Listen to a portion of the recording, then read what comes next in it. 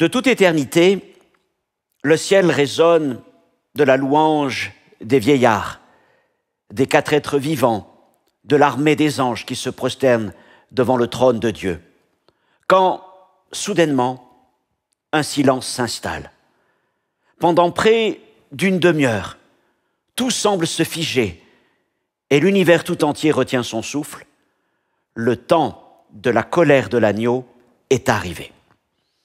Bienvenue dans ce 17e épisode de notre série L'Apocalypse, l'ultime message, et il s'intitule « Le commencement de la colère ». Comme d'habitude, vous retrouverez les notes de cet enseignement en PDF. Vous pourrez aussi suivre par podcast si vous préférez et ainsi pouvoir reprendre tout ce message pour vous fortifier dans la foi. Avant de faire la lecture des quelques premiers versets du chapitre 8, puisque c'est là où nous en sommes maintenant, Apocalypse 8, je voudrais que nous puissions prier si vous le voulez bien. Seigneur, notre Dieu, notre Père, nous ouvrons ta parole maintenant et nous croyons que tu veux encore nous parler. Fais-nous du bien dans ce moment. Révèle-nous encore dans ta grâce les mystères merveilleux que tu as permis qu'ils nous soient communiqués, Seigneur, par l'apôtre Jean. Je te prie de me permettre d'être ton messager, Seigneur, sans ajouter, sans retrancher, sans tordre le sens des Écritures. Seigneur, merci encore de nous faire du bien. À toi soit la gloire. Amen. Alors je vous propose que nous commencions ce moment d'enseignement par la lecture des 5 premiers versets du chapitre 8 de l'Apocalypse, Apocalypse 8, versets 1 à 5.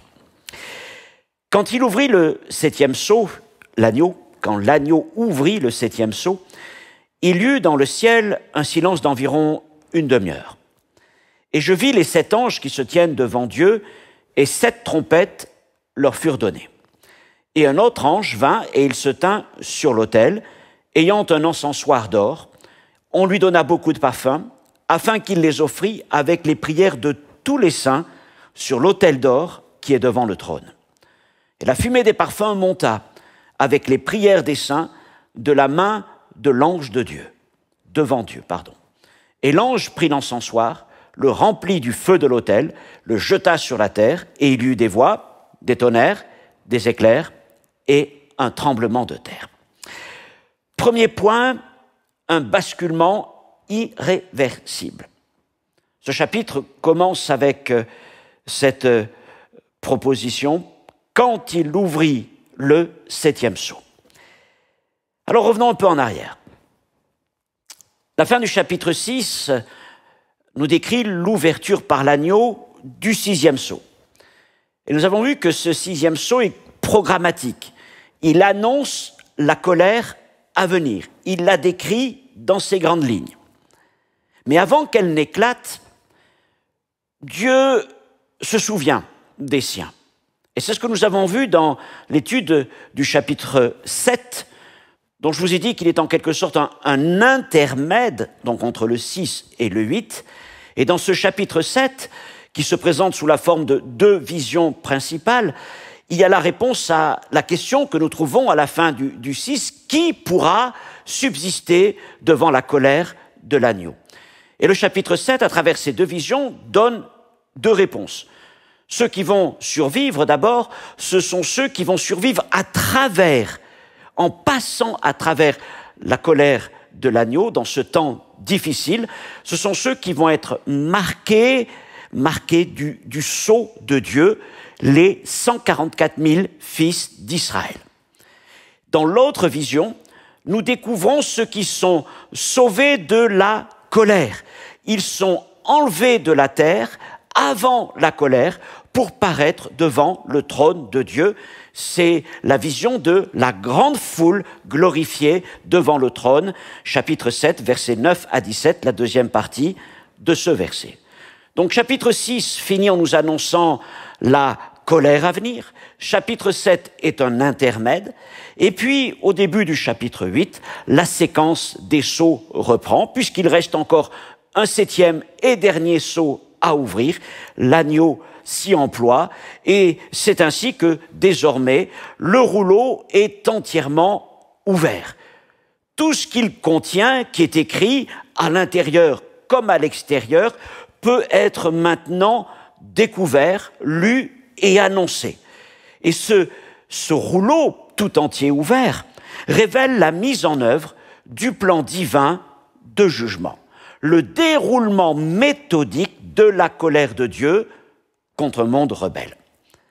Alors, si vous voulez, à la différence des sceaux, des premiers sceaux, des 6 premiers sceaux, l'ouverture du 7e et dernier ne libère pas en lui-même un jugement particulier, mais il ouvre un nouveau chapitre. Le chapitre qui a été annoncé par le 6e sceau, le jour de la colère de l'agneau. Et cette colère va commencer à se déployer à travers 2 séries de 7 jugements, les trompettes, puis les coupes de la fureur. C'est l'ouverture du 7e sceau qui nous fait donc entrer dans cette nouvelle phase du plan de Dieu, le tour de la colère, qui est appelé notamment par les prophètes de l'Ancien Testament le jour de l'Éternel. Alors que le 7e sceau est brisé, ce n'est pas un fracas qui éclate, mais un silence total qui s'impose. On pourrait dire un silence qui précède l'orage. 2e point, un grand silence dans le ciel. Toujours au verset 1er, il y eut dans le ciel un silence d'environ une demi-heure. Alors voilà donc une rupture radicale avec les chapitres 4, 5, qui nous décrivaient ce temps de louange et d'adoration extraordinaire dans les cieux. Et voilà donc un silence qui se manifeste. 30 minutes. 30 minutes de silence. C'est un temps très long pour un silence exceptionnel. Avez-vous déjà participé à des minutes de silence, je ne sais pas, pour telle ou telle cérémonie, commémoration? Ça m'est arrivé, et pendant une minute, vous êtes là, vous ne savez trop quoi faire, vous bougez, vous essayez de montrer de l'intérêt évidemment aux choses qui se passent, et vous attendez que la personne en charge, l'officiel en charge de ce moment, marque la fin de cette minute. Et les secondes vous paraissent longues, parce que les gens sont là, et c'est assez particulier. Mais imaginez 30 minutes. 30 minutes où rien ne se passe, où rien ne se dit, où personne n'ose bouger. C'est un silence solennel, c'est un silence lourd, c'est un silence qui est plein de la conscience du jugement imminent. D'autres références bibliques, notamment dans l'Ancien Testament, nous parlent du silence du ciel. Par exemple, Habacuc, chapitre 2, verset 20. « L'Éternel est dans son saint temple, que toute la terre fasse silence devant lui. » Sophonie, chapitre 1er, verset 7. « Silence devant le Seigneur, car le jour de l'Éternel est proche. » Et nous voyons les liens entre ces 2 versets des prophètes et ce que nous venons de lire ici dans le livre de l'Apocalypse. Et nous découvrons que ces silences du ciel annonce la proximité du jugement. Il y a une immense solennité dans le ciel dans ces moments. Alors, quel sens spirituel donner à ces silences de Dieu? Tout simplement, d'abord, ça veut dire que Dieu a fini de parler et qu'il s'apprête à agir. Le ciel alors se fige et se prépare au jugement. Et la justice de la grâce va bientôt laisser place à la justice rétributive. Le silence céleste est en quelque sorte la dernière interpellation de Dieu avant le déclenchement de l'irréversible. Dans ce silence absolu, 7 anges se lèvent devant Dieu, prêts à recevoir une mission capitale. 3e point, 7 anges devant Dieu, verset 2, et je vis les 7 anges qui se tiennent devant Dieu.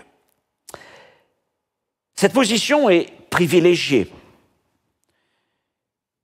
Jean voit donc 7 anges, déjà présents devant Dieu, debout dans une attitude de service et d'attente. Cette position devant Dieu n'est pas sans rappeler Gabriel. Gabriel, l'ange des grandes annonces, celui qui est envoyé vers le Seigneur, notamment vers Marie, celui qui est envoyé aussi vers Zacharie, le papa de Jean-Baptiste. Et voilà ce que Gabriel lui annonce. « Je suis Gabriel, je me tiens devant Dieu. » Luc 1, 19. « Je me tiens devant Dieu. » Et cela suggère que, tout comme Gabriel, cet ange occupe une position élevée, analogue à celle de Gabriel. Or, Gabriel fait office de messager spécial de Dieu et d'exécuteur de ses grandes décisions. Nous le trouvons aussi dans le livre de Daniel. On peut donc considérer que ces 7 anges sont des serviteurs du trône, pleinement engagés dans l'accomplissement du plan divin. Ils sont prêts à agir sur l'ordre direct de Dieu et c'est eux qui vont administrer les jugements de Dieu. Et ces 7 anges qui se tiennent là devant Dieu symbolisent une préparation parfaite et ordonnée du ciel pour l'exécution du jugement. Rien n'est planifié à la dernière minute, mais tout est préparé de toute éternité. Je voudrais aussi vous faire remarquer la triple mention de devant Dieu. Cette expression se retrouve donc 3 fois entre les versets 2 et les versets 4. Les anges qui se tiennent devant Dieu.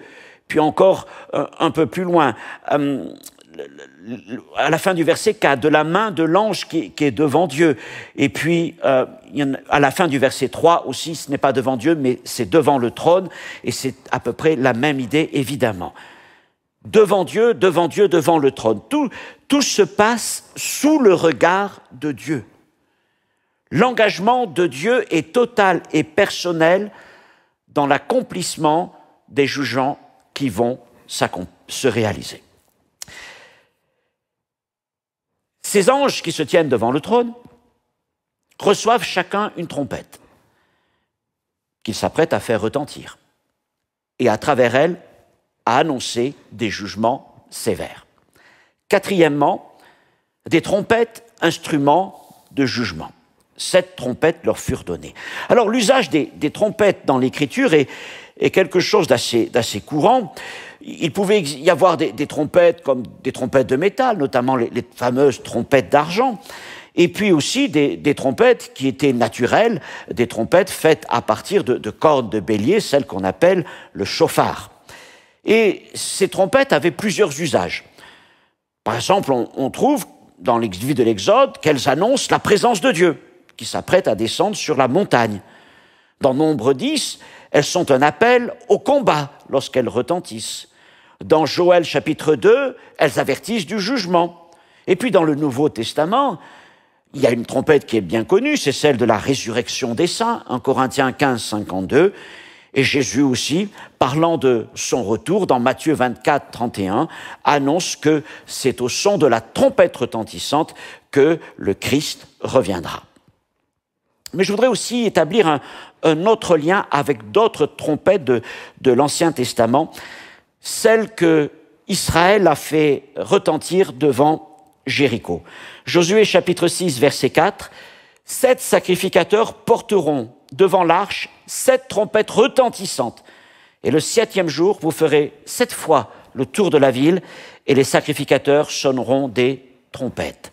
7 prêtres, 7 trompettes, 7 jours, et c'est la chute de Jéricho.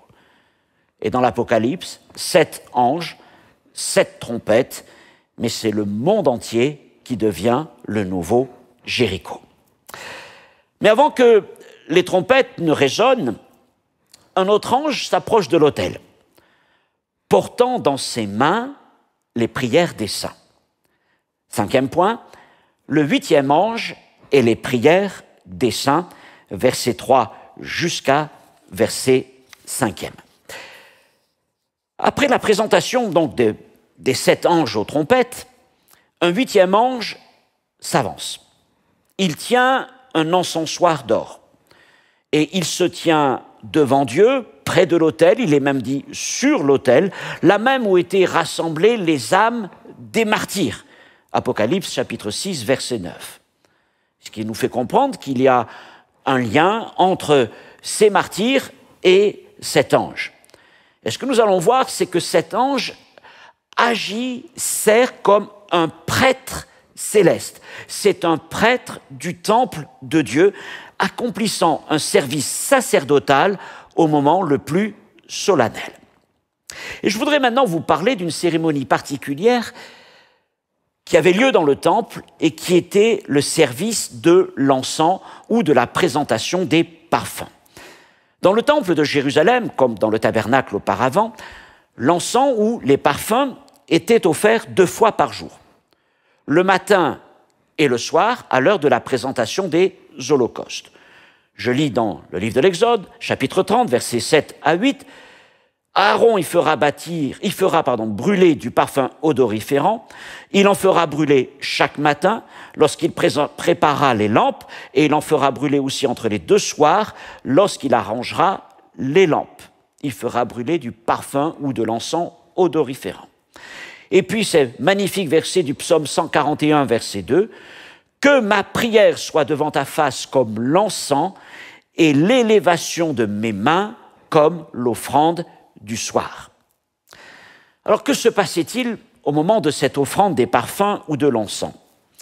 Le prêtre désigné portait un encensoir rempli de braises prises de l'autel des holocaustes, l'autel de bronze, l'autel qui est à l'extérieur, là où on plaçait les sacrifices, et il pénétrait à l'intérieur du lieu saint pour déposer l'encens sur l'autel des parfums, l'autel d'or, qui était placé juste devant le voile séparant le lieu saint du saint des saints.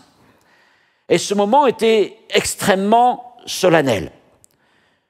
Et alors que le prêtre désigné entrait seul dans le lieu saint, avec l'encensoir, l'encens et donc les parfums, un grand silence régnait à l'extérieur parmi ceux qui attendaient.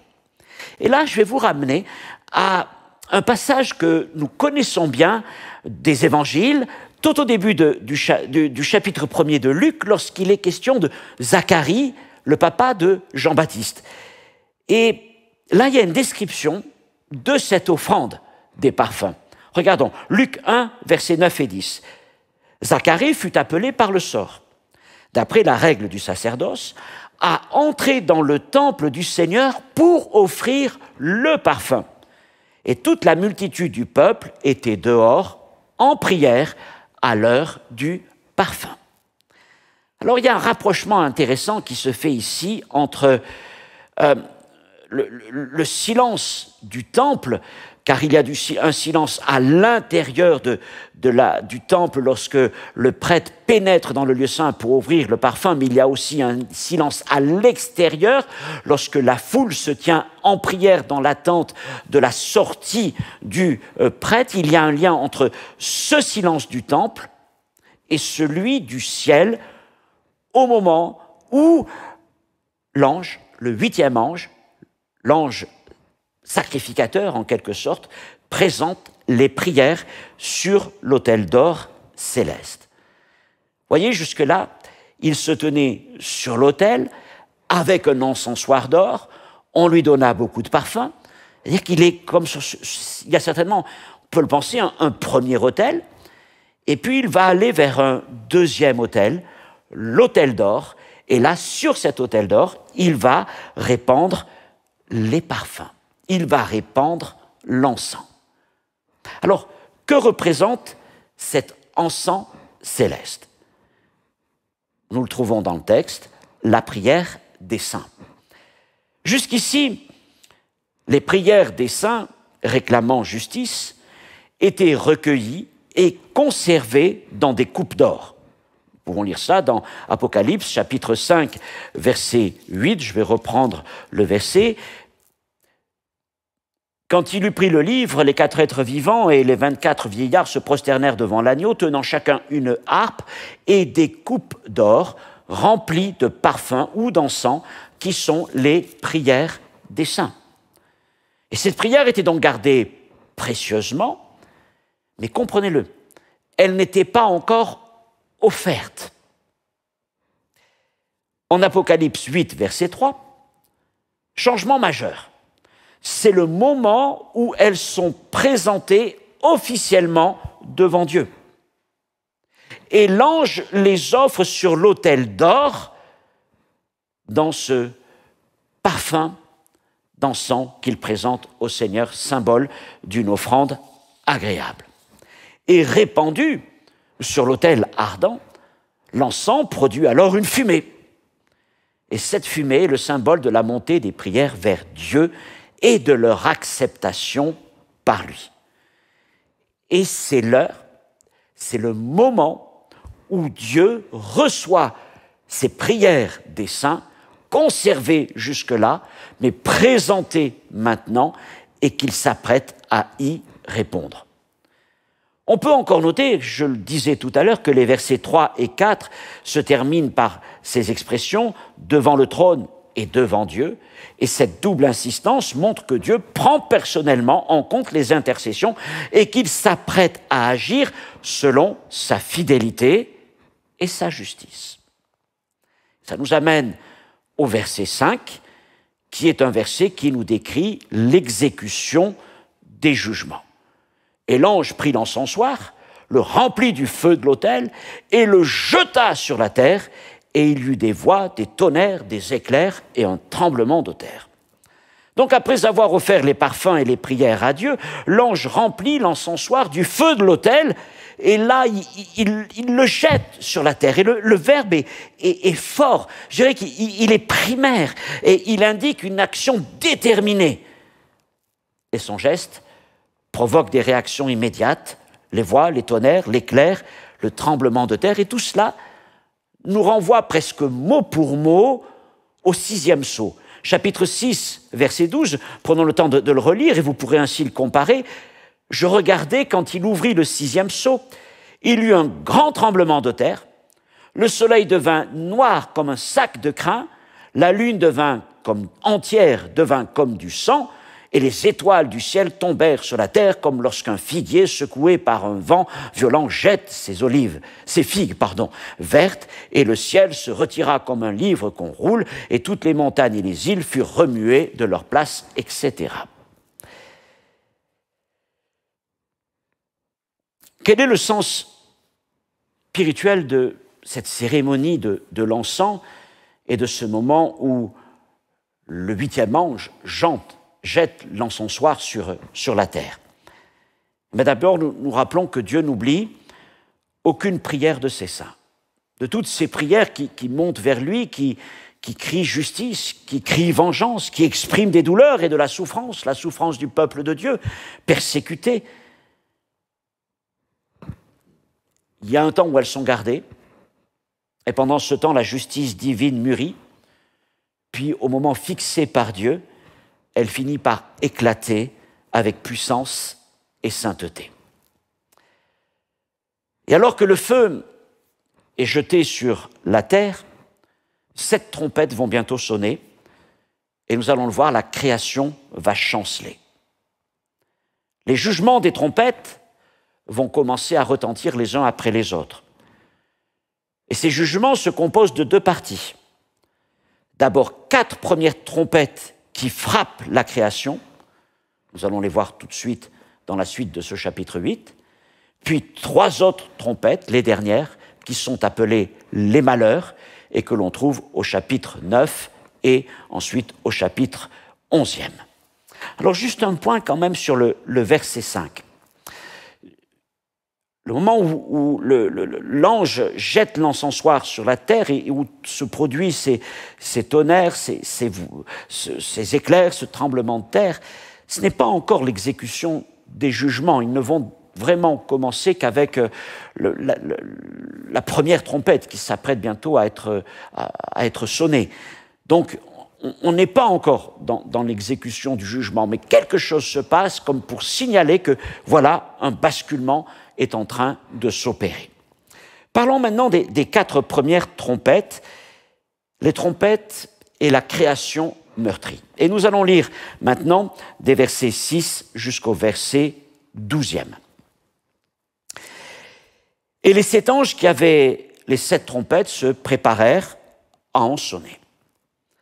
Et le premier sonna de la trompette, et il y eut de la grêle et du feu mêlés de sang qui furent jetés sur la terre, et le tiers de la terre fut brûlé, et le tiers des arbres fut brûlé, et toute herbe verte fut brûlée. Le second ange sonna de la trompette, et quelque chose comme une grande montagne embrasée par le feu fut jetée dans la mer, et le tiers de la mer devint du sang.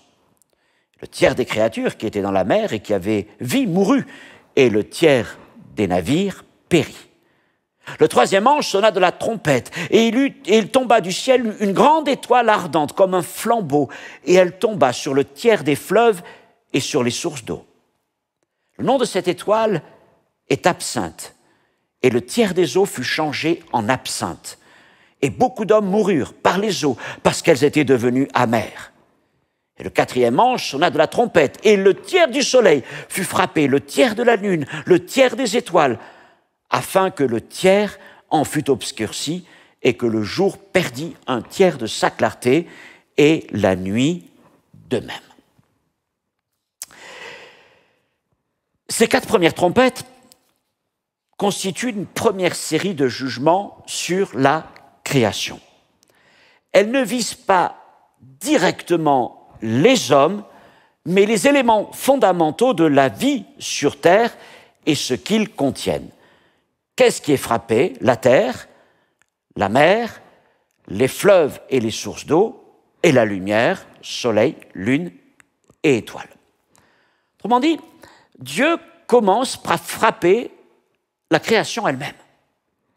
Celle qu'il avait créée et qu'il avait déclarée comme étant bonne au commencement, Genèse chapitre 1er, mais que le péché a corrompu. Alors regardons maintenant le déroulement de ces trompettes. La première trompette retentit et c'est un mélange de grêle et de feu mêlés de sang.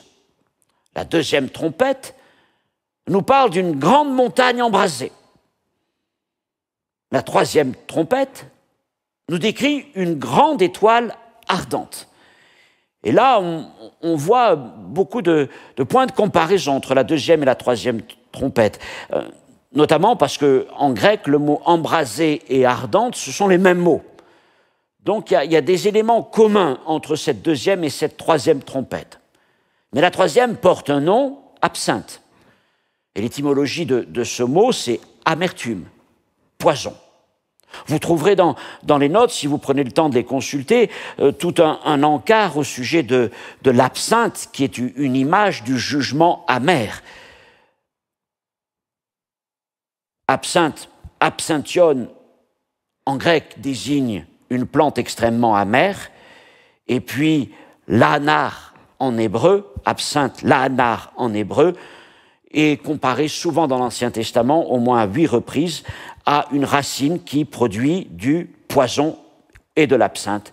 Et à chaque fois, eh bien, l'absinthe est comparée à de l'amertume qui rentre dans le corps de l'homme. C'est un empoisonnement spirituel et moral. Quatrième trompette, obscurcissement du tiers du soleil, de la lune et des étoiles. Alors ce qu'on observe, c'est qu'il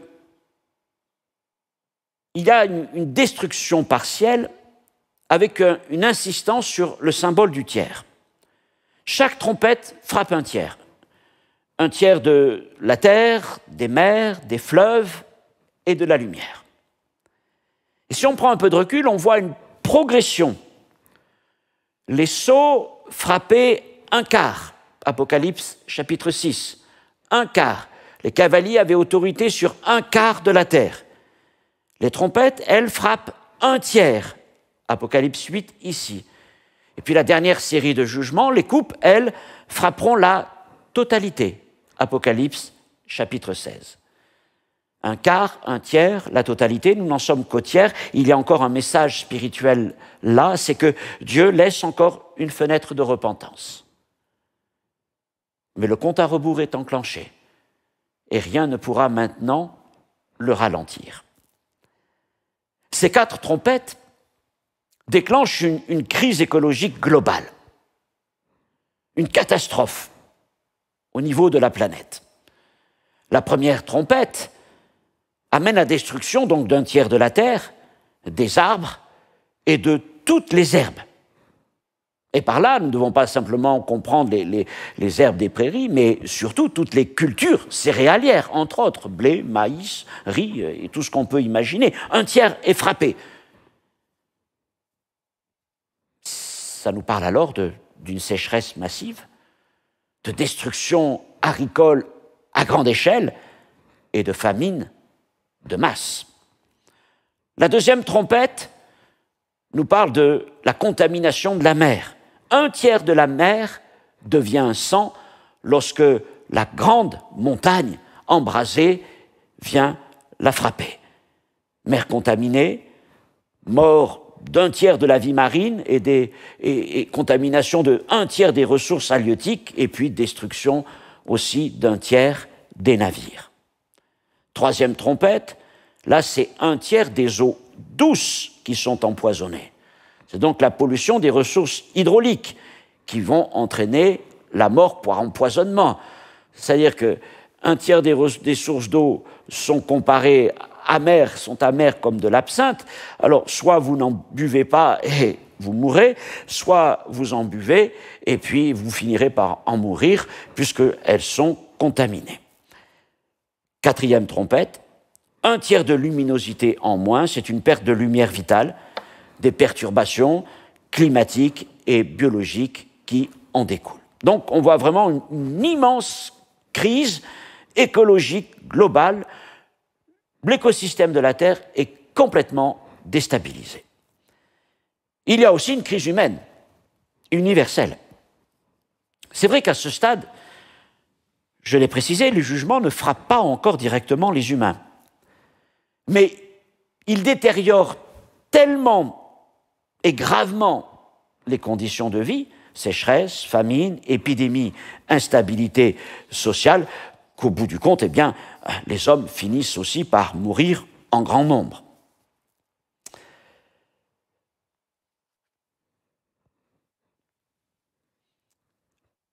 Comment devons-nous comprendre ces trompettes?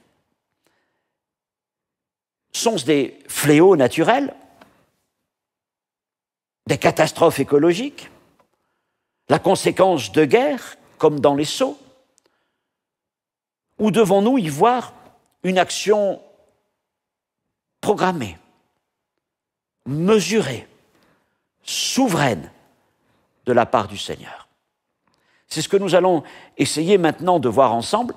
Comment interpréter les jugements des 4 premières trompettes? Sont-ils littéraux, symboliques ou les deux à la fois? Septièmement, clé d'interprétation.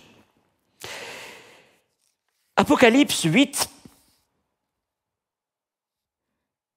utilise un langage chargé d'images puissantes.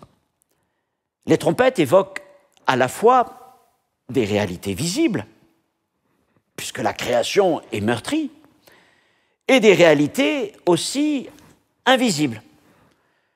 Et ça, il faut le saisir, le comprendre aussi. Donc, il est question à la fois de répercussions physiques, de conséquences physiques et de conséquences spirituelles. Tout d'abord, considérons une interprétation littérale, ce que beaucoup de commentateurs évangéliques font et ont fait à travers l'histoire, de voir dans ces jugements des jugements naturels, en quelque sorte. Alors c'est vrai que Dieu peut utiliser sa création pour exécuter ses jugements. Il l'a fait avec le déluge, au temps de Noé, la destruction de Sodome, au temps d'Abraham et de Lot, et puis au temps de Moïse, il y a eu les 10 plaies d'Égypte. Du coup, certains comparent le jugement de la deuxième trompette, cette grande montagne embrasée, à l'explosion de ce qu'on appellerait un super volcan. Et puis, celui de la troisième trompette, la grande étoile ardente, à une comète ou une météore frappant la Terre. Alors, historiquement, de grandes éruptions volcaniques comme celle du volcan Tambora en 1815 ou du mystérieux événement de l'an 536 après Jésus-Christ. Si vous regardez sur YouTube et vous tapez en 536 après Jésus-Christ, vous verrez plein de vidéos sur ce sujet. Mais ces deux événements certainement volcaniques, ont plongé la Terre dans des hivers volcaniques, causant famine, obscurité prolongée, baisse des températures et détresse mondiale. Aujourd'hui encore, il y a un risque d'explosion de supervolcans. On parle de celui du Yellowstone, dans l'Ouest américain, ou, plus proche de nous, le supervolcan des champs Flégréens, dans le sud de l'Italie. Et ces volcans sont aujourd'hui surveillés en raison de cette capacité à pouvoir provoquer des catastrophes massives. Toutefois, dans l'Apocalypse, la montagne embrasée n'est pas présentée comme un phénomène naturel aléatoire.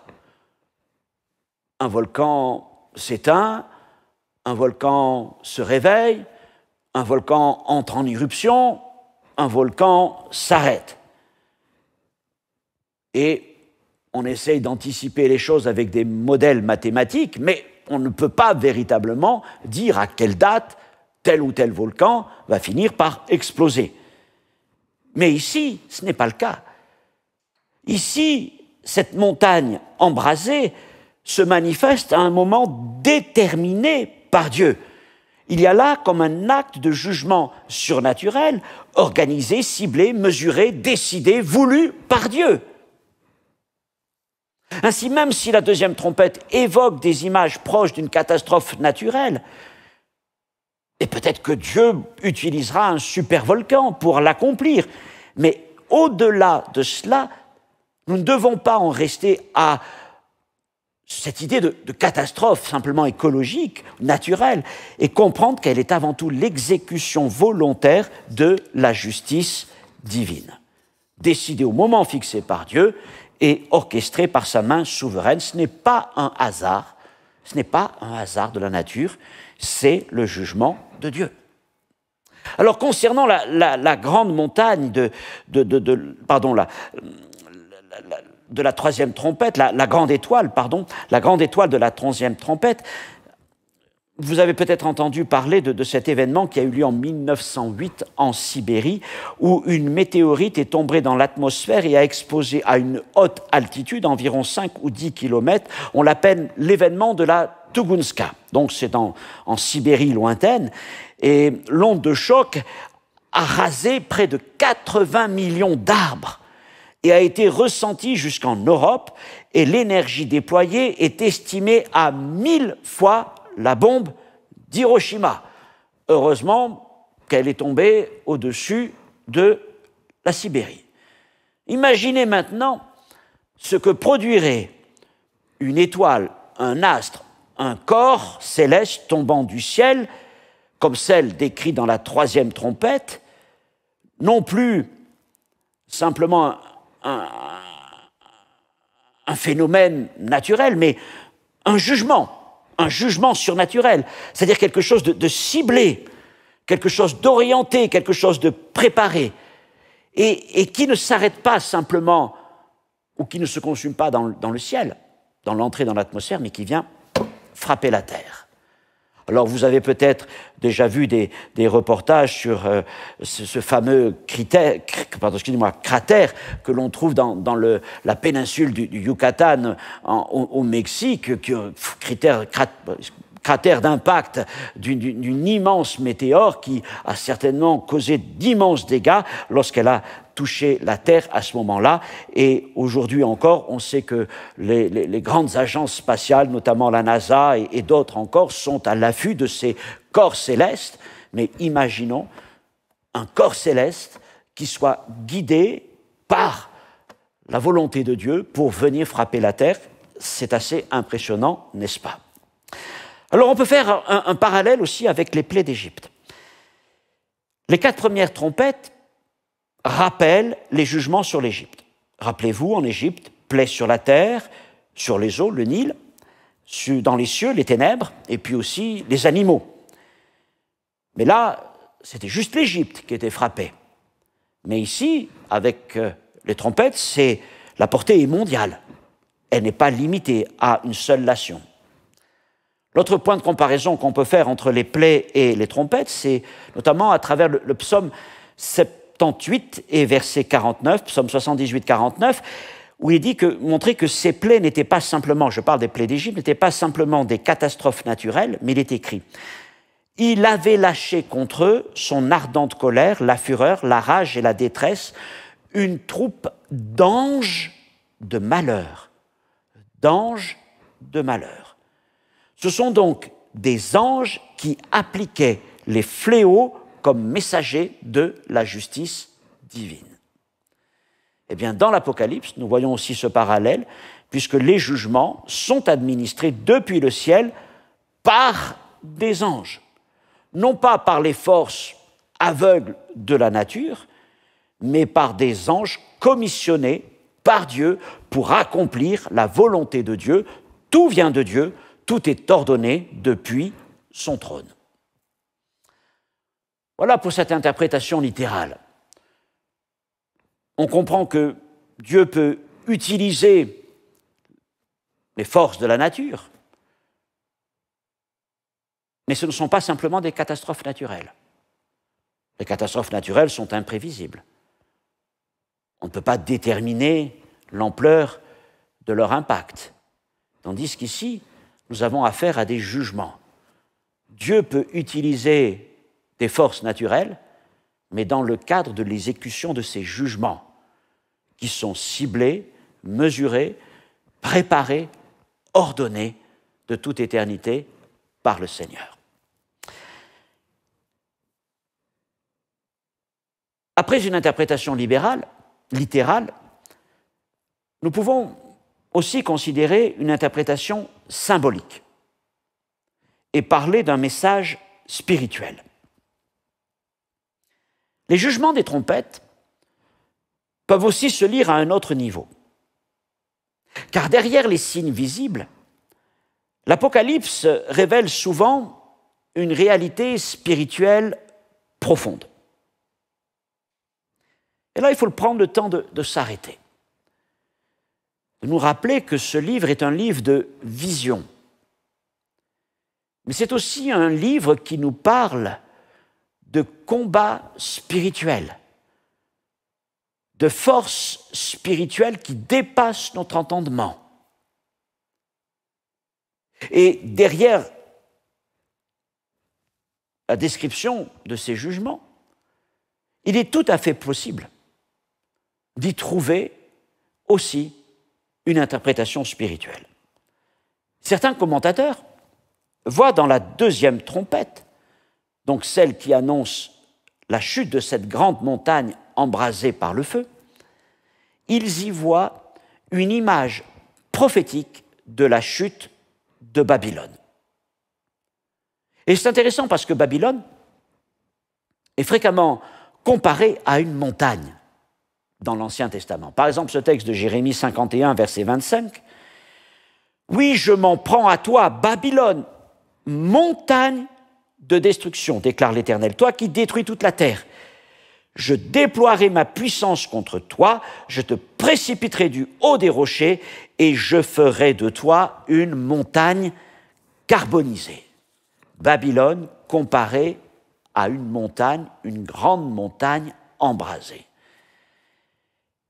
Dans l'Apocalypse, Babylone représente une puissance impériale, religieuse, économique et rebelle. Et on peut donc tout à fait considérer que cette grande montagne embrasée pourrait préfigurer la chute de Babylone. Et cette chute est décrite en détail plus loin dans les chapitres 17 et 18 du livre de l'Apocalypse. Donc la deuxième trompette peut à la fois évoquer un cataclysme visible, matériel, et aussi la chute d'une puissance invisible. Et nous comprenons que le jugement atteint le monde dans sa structure physique, la création, mais aussi dans son système de domination. Et on peut tout à fait faire cette double lecture à la fois littérale et symbolique, spirituelle. Quant à la troisième trompette, cette étoile nommée Absinthe pourrait évoquer non seulement, oui, une catastrophe écologique, mais aussi la chute d'un être spirituel possédant une grande autorité. Dans la Bible, une étoile tombante peut désigner un être spirituel déchu. Par exemple, Ésaïe 14, 12. « Étoile du matin, tu es tombée. » Et puis, juste après, dans Apocalypse chapitre 9, verset 1er, je lis « Le cinquième ange sonna de la trompette et je vis une étoile qui était tombée du ciel sur la terre et la clé du puits de l'abîme lui fut donnée. » Et là, on comprend aussi que cette étoile est un être spirituel. Cette étoile est appelée absinthe, amertume. Elle s'en va contaminer les eaux. Et dans une interprétation symbolique, cette contamination nous parle alors de la corruption des sources de vérité, de la diffusion spirituelle du mensonge à travers les fleuves, les rivières et à travers donc tous les pays, toutes les nations de la terre. Et ce jugement, la chute de cette étoile, pourrait représenter la chute d'un pouvoir spirituel dont l'impact empoisonne la pensée, la foi, la conscience des hommes. Alors, sans faire un raccourci direct, mais rappelez-vous qu'un peu plus loin, dans le livre de l'Apocalypse, au chapitre 12 notamment, puis on le voit ensuite dans la suite au verset chapitre 13, il y a un moment où Satan est précipité, lui aussi, ayant été vaincu par Michael, Michel et ses anges, il est précipité sur terre et il est plein de colère, plein de rage, il est destructeur. Et il y a donc il y a là aussi une correspondance entre ces deux passages. Ces lectures symboliques, spirituelles, ne suppriment pas l'aspect littéral, visible, matériel des jugements. Mais elles nous rappellent que dans l'Apocalypse, les événements visibles sont souvent les reflets d'une réalité invisible, les témoins d'une guerre spirituelle en cours. Le septième sceau est donc ouvert, un silence s'installe, un feu est jeté sur la terre et les premières trompettes se font entendre. Et par ces 4 premières trompettes, Dieu commence à juger non pas les hommes premièrement, mais la terre elle-même, la création elle-même et les hommes par voie de conséquence. C'est comme si nous assistions aux premiers actes d'un processus de décréation. Celui qui a créé en plusieurs jours commence à décréer avec le retentissement des trompettes. La terre, la mer, les sources, la lumière. Tous les piliers de la création sont ébranlés. Mais ce jugement n'a pas pour but l'anéantissement. Ce n'est pas détruire pour produire, comme il est dit au début du livre de la Genèse, le vide, le tohu bohu. Non, c'est un jugement qui prépare un renouvellement, la purification du monde en vue du règne de Christ. Le monde ancien est en train de passer pour que le monde nouveau surgisse après lui. Nous voici arrivés à la fin de ce chapitre 8, au verset 13. Et voilà qu'un aigle jaillit. Je regardai, j'entendis un aigle qui volait au milieu du ciel, disant d'une voix forte, « Malheur, malheur, malheur aux habitants de la terre à cause des autres sons de la trompette des 3 anges qui vont sonner. » Malheur, malheur, malheur aux habitants de la terre. 3 malheurs sont annoncés pour chacune de ces trompettes. Et la première va ouvrir une ère de souffrance physique, morale et spirituelle comme jamais. Un déchaînement de ténèbres spirituelles contre les hommes. Le puits de l'abîme est ouvert et toutes les créatures spirituelles, démoniaques, enfermées, sont relâchées pour venir s'en prendre aux hommes, en tout cas à ceux qui n'ont pas le sceau de Dieu posé sur leur vie. Nous en parlerons dans nos prochaines sessions à venir. Voilà pour ce chapitre 8 que nous venons de parcourir ensemble, qui nous introduit donc dans ces premiers temps de la colère de Dieu, de la colère de l'agneau, le commencement de la colère avec le retentissement des 4 premières trompettes, celle qui vient frapper 1/3 de la terre, celle qui vient comme une montagne embrasée frapper 1/3 de la mer, celle qui est semblable à une grande étoile qui vient corrompre 1/3 des eaux douces, et enfin cette dernière trompette qui amène 1/3 d'obscurité dans le ciel, le soleil et les étoiles et la lune. Repassez ces choses, reprenez le temps de lire le texte biblique, de reprendre les notes, et nous nous retrouvons bientôt pour la suite de nos études dans l'Apocalypse. Que Dieu vous bénisse. Au revoir.